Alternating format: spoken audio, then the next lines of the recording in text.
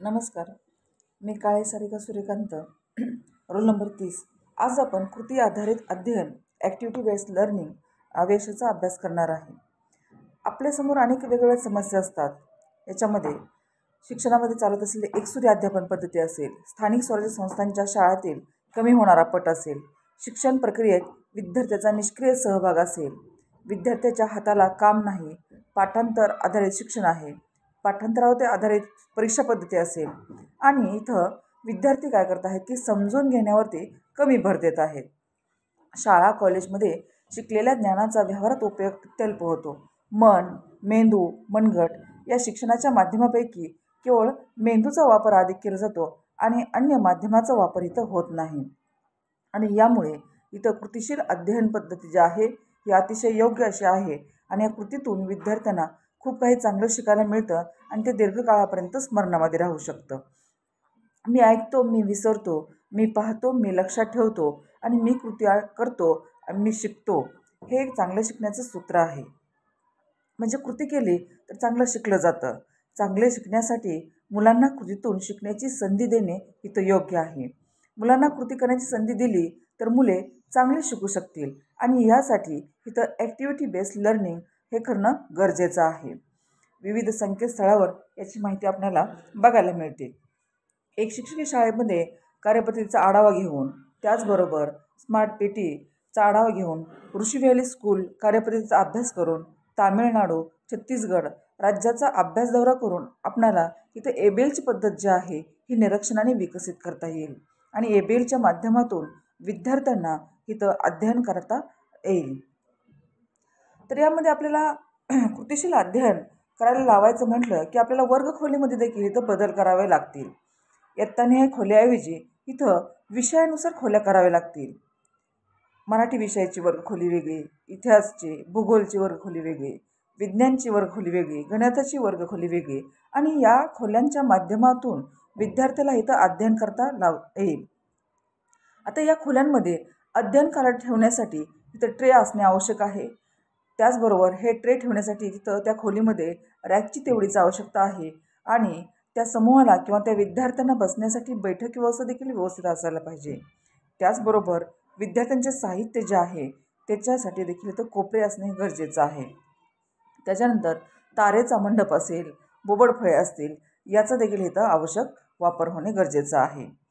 आता अशा पद्धतीनं हे वर्गखोलीमध्ये कसे बदल करायचे आहेत, कशा पद्धतीनं या ठिकाणी अध्ययनासाठी खोली तयार करायची आहे हे इथं आपणाला लक्षात येत आहे. यानंतर आपणाला अन्य काही बदल करायचे आहेत. याच्यामध्ये विद्यार्थ्याची विभागणी असेल, वर्गातील विद्यार्थ्याची विभागणी जी आहे ती विषयनिहाय खोल्यांमध्ये प्रत्येक खोलीत एक 1ली ते 4थीचे विद्यार्थी येतील अशी रचना इथं केली पाहिजे. त्याचबरोबर वेळापत्रक, तासिका, दैनिक पाठाचं वही किंवा शैक्षणिक साहित्य इथं मुलांनी कशा पद्धतीने प्रत्यक्ष वापरायचं आहे याचं देखील या ठिकाणी नियोजन केलं पाहिजे. मुलांनी केलेल्या कामाच्या नोंदीचा प्रगतीचा तक्ता जो आहे तो या ठिकाणी दिला पाहिजे.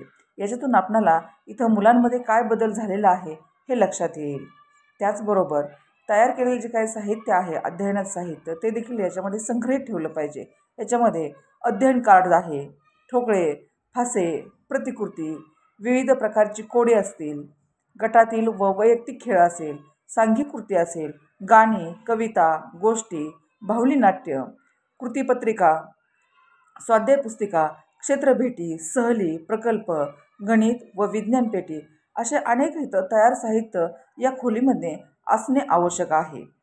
त्याचबरोबर ह्या ABLमधील म्हणजेच कृती अध्ययनामधील जी काही संकल्पना आहेत याच्यामध्ये लॅडर आणि माइलस्टोन ह्या 2 महत्त्वाच्या संकल्पना आहेत. याच्यामध्ये लॅडरमध्ये अभ्यासक्रमाचं नियोजन, इयत्ताने हे प्रत्येक विषयासाठी एक वेगळी अशी लॅडर इथं असणार आहे आणि त्या पद्धतीनं या ठिकाणी हे अध्ययन हे होत असतं.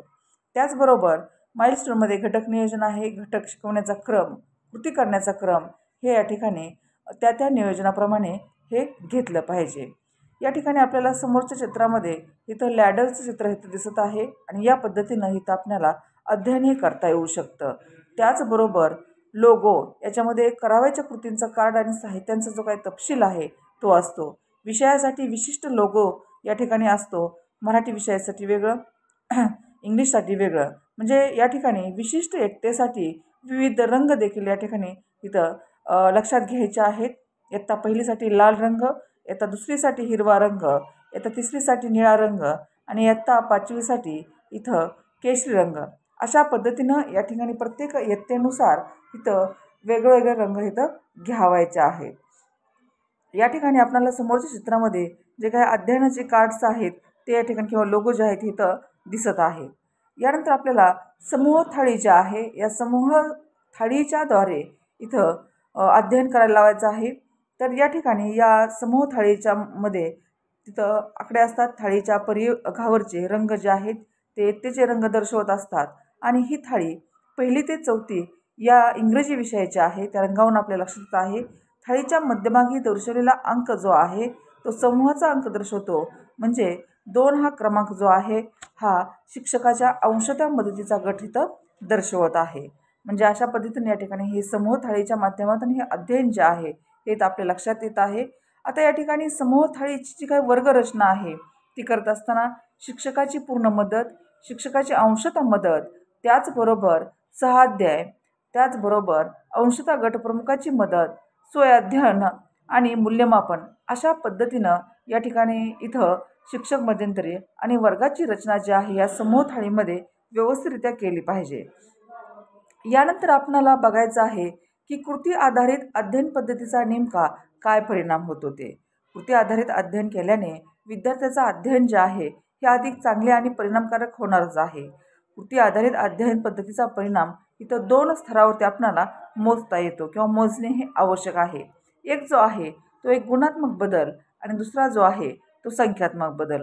गुणात्मक बदलामध्ये शिक्षक, विद्यार्थी, पालक हे तिन्ही गट म्हणजे अपेक्षित आहेत आणि या घटकांमध्ये तिन्ही घटकांमध्ये इथं बदल चांगल्या पद्धतीने झाला पाहिजे. याच्यानंतर संख्यात्मक बदल म्हणजेच क्वांटिटिव्ह इम्पॅक्ट. तर या ठिकाणी इथं जे काही बदल होत असतात त्या बदलामध्ये गुणात्मक बदल हा महत्त्वाचा आहे. इथं योजनेच्या सुरुवातीत असणारा गैरसमज योजना समजल्यावर शिक्षकांनी मनापासून स्वीकारलेले आहे. प्रशिक्षण कृतीयुक्त असल्याने शिक्षकाचा इथं सक्रिय सहभाग असतो. कारण इथं कृतीयुक्त असल्यामुळे हा प्रत्यक्ष सहभाग जो आहे हा दाखवावाच लागतो. शैक्षणिक साहित्य तयार करण्यात शिक्षकाचा संपूर्ण सहभाग असतो. यापूर्वी शिकवताना होणाऱ्या चुका नेमक्या लक्षात येऊ लागलेल्या आहेत. शिक्षकाचे अनावश्यक लेखी काम वाचते. त्याचबरोबर शिक्षक हक्क कायद्याच्या तरतुदीचा अवलंब जो आहे तो पूर्णपणे इथं केला जाऊ शकतो.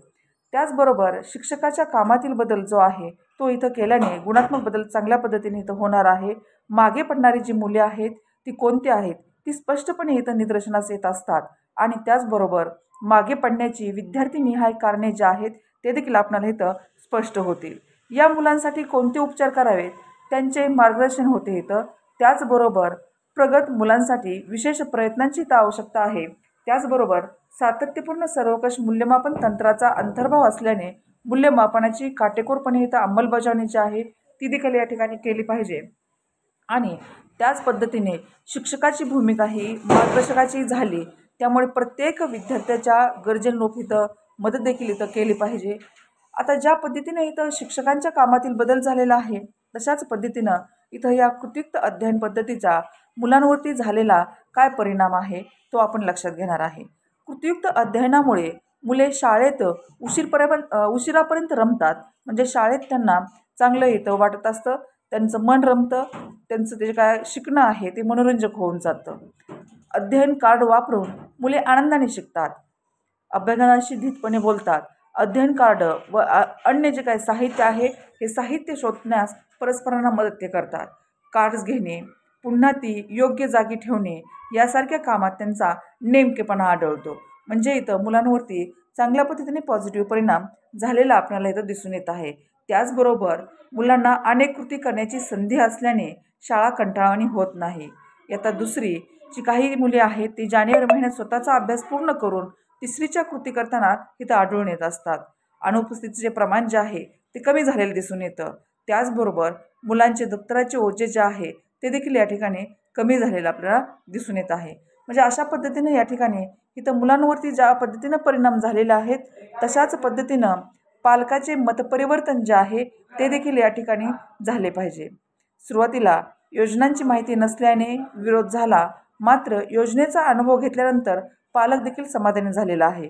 म्हणजेच या ठिकाणी कृतीयुक्त अध्ययन घेण्यासाठी सुरुवातीला पालकांचा विरोध होता आणि परत नंतर या ठिकाणी कृतीयुक्त अध्ययनाने कोणत्या पद्धतीने फरक पडतो, कशा पद्धतीने फरक पडतो आणि विद्यार्थ्यांना दीर्घकाळापर्यंत कशा पद्धतीने घेतलेलं ज्ञान जे आहे ते स्मरणामध्ये राहू शकतं आणि विद्यार्थी कशा पद्धतीने कृतीशील राहतो हे पालकांना इथं लक्षात आलेलं आहे. आणि म्हणूनच या ठिकाणी जिल्हा परिषद शाळेत प्रवेश घेण्याचा कल इथं पालकांचा वाढू लागलेला आहे. त्याचबरोबर शैक्षणिक प्रगतीबाबत पालक समाधानी असून अन्य गावातील पालक स्वखर्चाने एबीएलची जी काही योजना आहे आपल्या गावात सुरू करण्यासाठी तयार आहेत. त्याचबरोबर आपल्याला 13-14च्या या सालामध्ये देखील इंदापूर तालुक्यामध्ये सर्व शाळात ही योजना गावकऱ्यांच्या पुढाराने इथं कार्यान्वित झालेली आपल्याला दिसून आलेली आहे. आता या पद्धतीने जो काही गुणात्मक बदल झालेला आहे तशाच पद्धतीनं इथं संख्यात्मक देखील क्वांटिटिव्ह चेंज जो आहे तो देखील झालेला आपल्याला इथं पाहिजे. या पद्धतीमुळे मुलांच्या बौद्धिक क्षमतेत किती विकास झाला ते मोजण्यासाठी अद्याप काही काळ हा जावा लागतो. मूल्यमापनाचे नियोजन करण्यात आलेले आहे. 3ऱ्या व 4थ्या वर्षाअखेर मुलांच्या बौद्धिक प्रगतीचे जे काही मूल्यमापन जे आहे या संख्यात्मक बदलामध्ये केलेलं आपल्याला दिसून येतं. या पद्धतीनं आपण एबीएलची जी काही शक्तिस्थळे आहेत म्हणजे ज्याचे फायदे आहेत हे देखील आपण बघणार आहे. एबीएलमुळं किंवा कृतीयुक्त अध्ययनामुळे विद्यार्थी जो आहे हा सक्रिय राहतो, ॲक्टिव्ह राहतो आणि तो समजून घेऊन जे आहे ते अध्ययनाचं कार्य तो करत असतो. त्याचबरोबर या कृतीयुक्त अध्ययनामुळे स्वय अध्ययनास इथं प्रोत्साहन मिळतं. विद्यार्थी स्वतः अध्ययन करण्यासाठी इथं कार्यक्षम राहतो आणि स्वतः अध्ययन करून आपल्या गतीने तो शिकण्याचा प्रयत्न जो आहे तो इथं करत असतो. त्याचबरोबर विद्यार्थी जो आहे हा बहुआयामी पद्धतीने इथं शिकत असतो. बहुआयामी पद्धतीने त्याचा बुद्धिमत्तेचा विकास झालेला आपणाला दिसून येतो. या ठिकाणी जी काही कृतीयुक्त अध्ययन पद्धती आहे या कृतीयुक्त अध्ययन पद्धतीचा पुरस्कार हा ज्ञानरचनावादाने केलेला आहे. म्हणजेच ज्ञानरचनावाद अध्यापन पद्धतीने टीचिंग करत असताना या ठिकाणी इथं एबीएलची जी काही पद्धत आहे ही वापरलेली आपणाला दिसून येते. अध्ययनाच्या प्रत्येक टप्प्यावर मूल्यमापन हे करावे लागत असते. प्रगत अध्ययनाची संधी जी आहे ही देखील या ठिकाणी इथं या एबीएलच्या माध्यमातून मिळालेली आपणाला दिसून येते. अनुपस्थित मुले आपला अभ्यास सलग पूर्ण जो आहे तो करू शकतात आणि आपल्या सवडीने किंवा आपल्या वेळेनुसार आपापल्या गतीनुसार तो कृतीशील अध्ययन जे आहे ते करून तिथं घेत असतात. पाठांतराऐवजी इथं समजून घेण्यावरती किंवा समजून शिकण्यावर इथं भर दिलेला आपल्याला एबीएलमधून दिसत आहे. वयानुरूप दाखल झालेल्या मुलांना आपल्या अध्ययन स्तरानुसार अध्ययनाची संधी जी आहे हे इथं प्राप्त झालेली दिसून येते. म्हणजेच इथं एबीएल जे आहे हे एबीएल अतिशय फायदेशीर आहे हे आपल्या इथं लक्षात आलेलं आहे. आता एबीएल आणि आरटीई यांचा संबंध या ठिकाणी आपण लक्षात घेणार आहे. स्वतःच्या गतीने व तणावमुक्त वातावरणात अध्ययनाची संधी इथं एबीएलच्या माध्यमातून मिळते. त्याचबरोबर अतिरिक्त पूरक मार्गदर्शनाची जी काही सोय आहे ती देखील या ठिकाणी आपल्याला मिळत असते. प्रत्येक टप्प्यावर चाचणी अतिरिक्त पूरक मार्गदर्शनाची सुविधा असल्याने नापास होण्याची शक्यता इथं नाही. त्याचबरोबर सार्वजनिक परीक्षा इथं नाही. सातत्यपूर्ण सर्वकष मूल्यमापनाची व्यापक अंमलबजावणी जी आहे ती देखील या ठिकाणी इथं आपल्याला दिसून येत असते. वयानुरूप प्रविष्ट मुलांना त्यांच्या स्तरानुसार शिकण्याची संधी जी आहे ही या कृतीयुक्त अध्ययनातून मिळालेली आपल्याला दिसून येत असते. त्याचबरोबर इथं ही जी काही आव्हाने जी आहेत ही देखील आपल्याला बघावे लागणार आहेत. एबीएल शिकवण्यासाठी शिक्षक आणि प्रशासकाची जी काही मानसिकता आहे ती घडवणे, त्यांना अधिक कार्यक्षम व सक्षम करणे आणि शिक्षकांना प्रवर्तकाची भूमिका जी आहे ती समजून देणे. अशा पद्धतीनं जरी आपणाला एबीएल जे आहे त्याचे फायदे जरी चांगल्या पद्धतीने लक्षात आलं तरी काही एबीएल राबवत असताना इथं काही आव्हानांना आपल्याला सामोरे जावं लागत आहे. त्याचबरोबर या ठिकाणी PTA असेल, SMC असेल, FEC असेल, MTA असेल यांचे उद्बोधन जे आहे ते इथं करणे आवश्यक आहे. त्याचबरोबर प्रशिक्षण दर्जेदार व वारंवार होणे हे आवश्यक आहे. प्रशिक्षण जे आहे हे दर्जेदार आणि वारंवार झाले तर सर्व इथं ठिकाणी आपल्याला कृतीशील अध्ययन जे आहे हे झालेलं आपल्याला दिसून येईल. त्याचबरोबर विविध साहित्याची निर्मिती केली पाहिजे, कारण कृतीशील अध्ययन करत असताना इथं साहित्य जर अपुरे पडले तर कृतीशील अध्ययन तिथं होऊ शकत नाही. आर्थिक तरतूद जी आहे ही देखील या ठिकाणी चांगल्या पद्धतीनं करून घेतली पाहिजे, किंवा आर्थिक तरतूद असेल तरच या ठिकाणी कृतीशील अध्ययन जे आहे ते चांगल्या पद्धतीनं होऊ शकतं. तर अशा पद्धतीनं आपण कृतीशील अध्ययन जे आहे ते कशा पद्धतीचं आहेत, या कृतीशील अध्ययनामधील वर्गरचना कशी करावी, त्याचबरोबर कृतीशील अध्ययन पद्धतीचे वैशिष्ट्ये बघितलेले आहेत. कृतीशील अध्ययनामुळे इथं पालकांना, विद्यार्थ्यांना, शिक्षकांना कशा पद्धतीनं फायदा होणार आहे हे इथं आपण सर्व बाबी ज्या आहेत ह्या लक्षात घेतलेल्या आहेत. तर अशा पद्धतीनं हे कृतीशील अध्ययन जे आहे हे झालेलं आहे.